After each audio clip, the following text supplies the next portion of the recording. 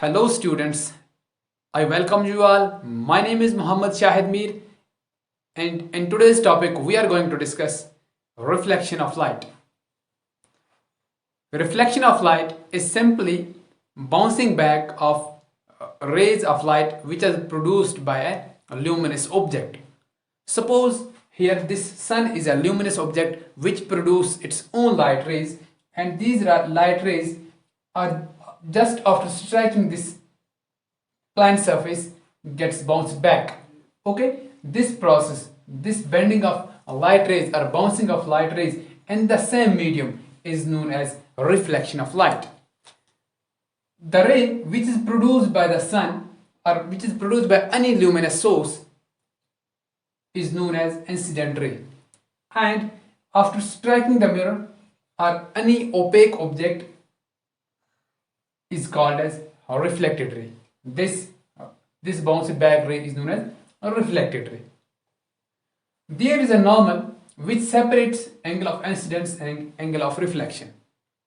The angle between the normal and the incident ray is known as angle of incidence, and the angle between the reflected ray and the normal is known as angle of reflection. These both the angles, angle of incidence and angle of reflection, these are equal. For the reflection of light, it is necessary that the surface should be opaque. Means the surface should be such it doesn't allow the light to pass through it. Okay, here we have taken the example of plane mirror. What's plane mirror? We will discuss it a little bit later. To see any object, if we want to see any object, it's only possible if the reflection of light takes place. We can't see any object without until or unless a reflection process occurs. Here I have taken an example. This is a chair and this is a luminous object and this is a lamp. As lamp glows, it produces light rays. And I have taken here one ray so that we can understand the concept easily. Okay. This light rays just strikes this chair. After striking this, it gets reflected or bounced back and it reaches our eyes. And then after that, we are able to see this very chair. For example, if we close this lamp, okay, or switch off the lamp, then we may not be able to see. We can't see this chair or any other object whichsoever is in the room. Why? Because there is no reflection of light. I hope you have understood the concept of reflection. What is reflection and how is it important to us? After that, there are certain laws of reflection. There are two laws of reflection of light. First law says incident ray, reflected ray and the normal at the point of incident all lie in the same plane. This is our incident ray, this is reflected ray and this is normal at the point of incidence. This point is known as the point of incidence, where incident ray, reflected ray and the normal lies. This point is common to all these three: incident ray, reflected ray and normal. This point is known as point of incidence.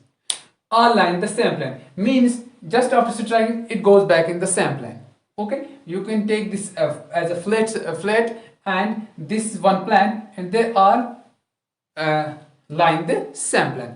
And second thing is, second law, angle of incidence is always equal to the angle of reflection. That means angle I is always equal to angle I.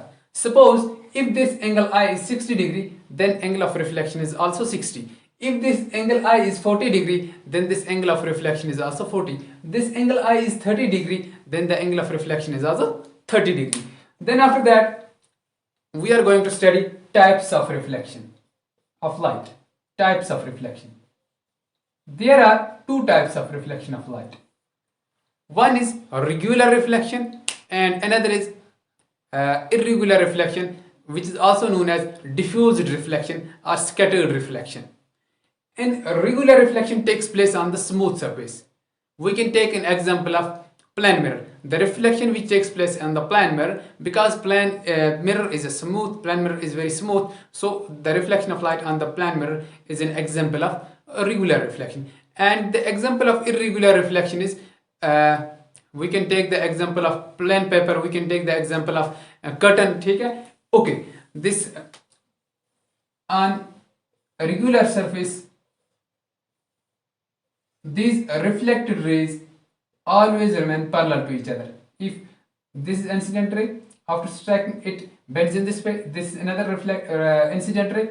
After striking this mirror, it reflects. In both the case, here you can say these are parallel to each other. But in case of irregular reflection, these light rays, reflected rays, are not parallel.